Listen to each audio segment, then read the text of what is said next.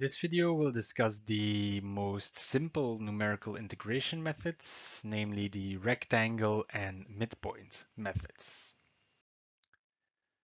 So earlier on, I already mentioned that the outcome of your integration rule, so the actual thing you will be computing, will be an approximation of this definite integral, which will have the form of a weighted sum of f evaluated at points x1, x2 up until xn, where each of these points are within the interval ab, with corresponding weights or coefficients c1 to cn.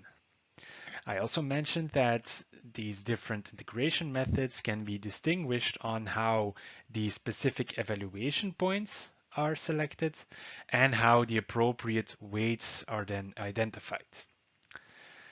For rectangle and midpoint methods, only one evaluation point is used.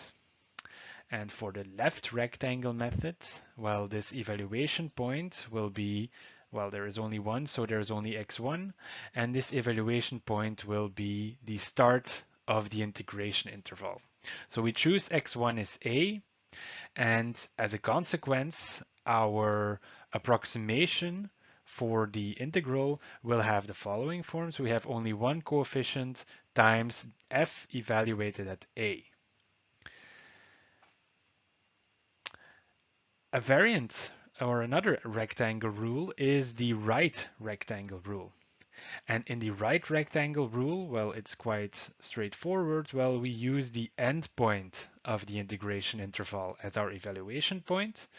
And as a consequence, well, the integration approximation will be an unknown weight C1 times f at evaluated at x is b.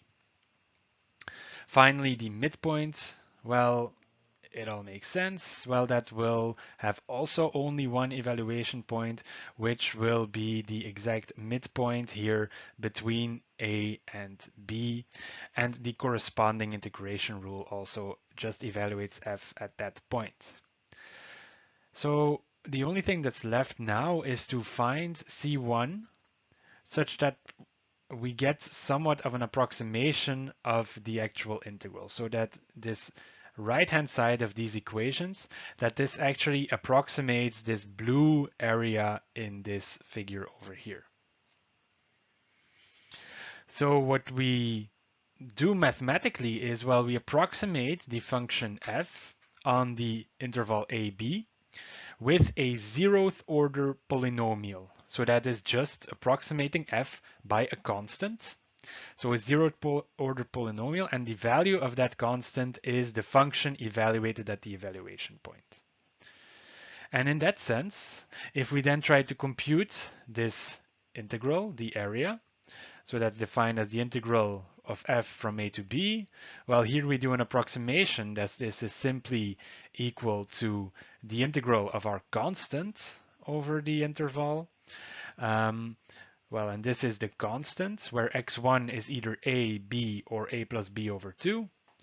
So this can be brought outside of the integral, and then if you can easily compute this, well, the integral of just dx, that's simply the width of the interval. So we have that this is simply the function evaluated at the corresponding evaluation point multiplied with the width of the integration interval. And we can actually see here how these methods get their name. So on the left side, we see the exact integral. So the blue area here is the exact analytical value of this definite integral of f from a to b.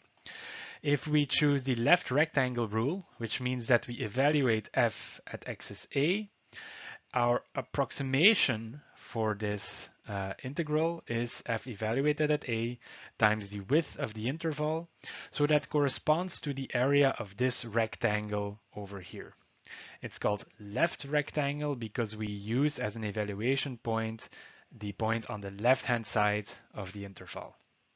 Similarly, for the right rectangle rule, you see that this equation over here? Well, that's the height of this rectangle times the width of that rectangle. So the approximation of the area beneath the curve will be this upper right rectangle over here. And you see that if f is increasing, this leads to an overestimation of the area below f, whereas the left rectangle rule will in that case give an underestimation of the area. And we see here on the right, we see our midpoint rule. So again, this is f evaluated at the midpoint between a and b, and hence our approximation of this integral, well, will be f evaluated at point times the width. So that is the area of that blue rectangle over here. And we see that, well, it's hard to say whether this is an overestimation or an underestimation of the integral. And this will actually show up later that the midpoint rule is quite a bit more accurate than the left and the right rectangle rule. Now, instead of applying this integration method, so for instance, the rectangle rule, to the full interval AB, we can also chop up this interval AB into smaller subintervals where we can use this rectangle rule to approximate the local area of that local small interval in hopes of getting a better accuracy. And we will look into some examples later, but let's first take a look at how this works.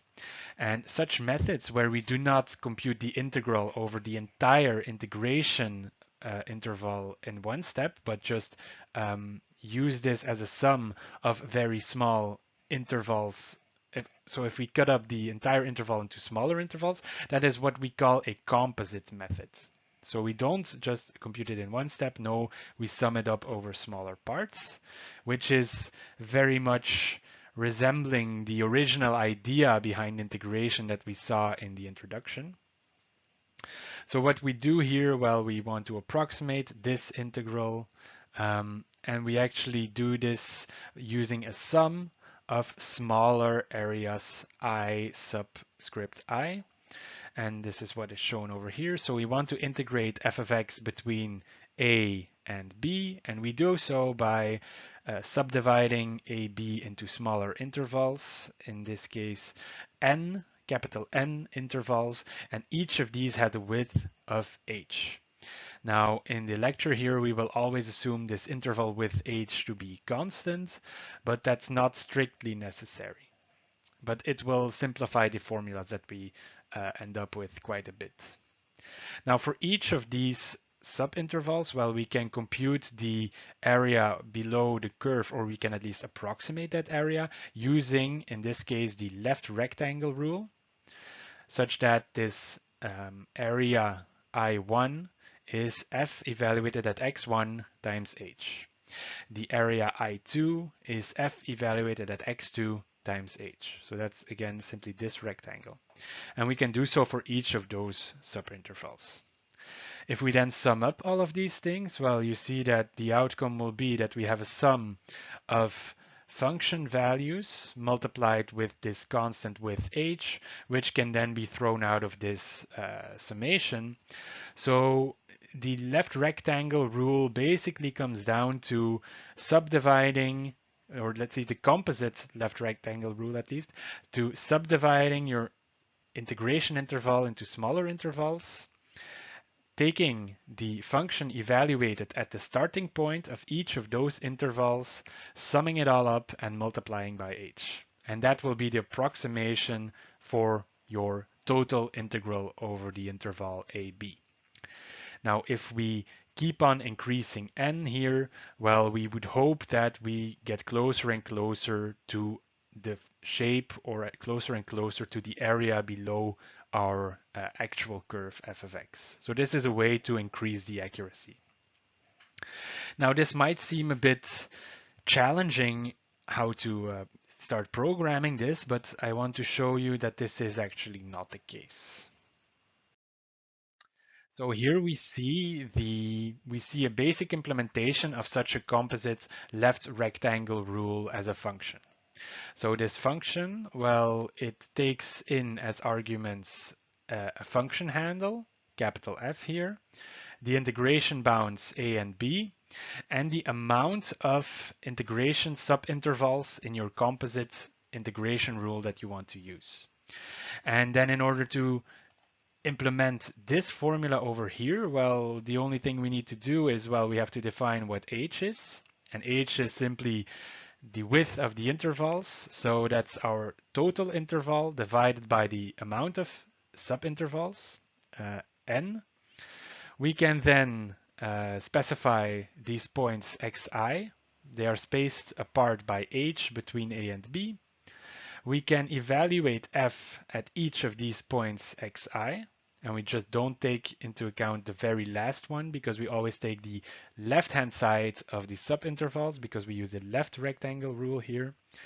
And then this formula is nothing more than h times the sum of all of these function evaluations.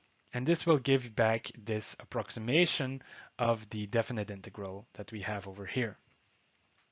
So applying this, for instance, to the sine function between x is minus 1 and x is 1 using 10 subintervals, well, we see that this is our outcome. Actually, this also shows you that this left rectangle rule is not the most accurate rule because, well, you can analytically show that this is that this integral should be equal to 0 because this is an even function. So if you take equal bounds on the left-hand side and of the right-hand side of x is 0, it should all sum up to 0. And we see that this is not the case for this left rectangle rule. Now, obviously, we can also make composite methods out of the right rectangle rule or out of the midpoint rule. And here I will just show you how this works for the midpoint rule. So again, instead of applying your single integration method to the full interval AB, you apply it to n subintervals of width h.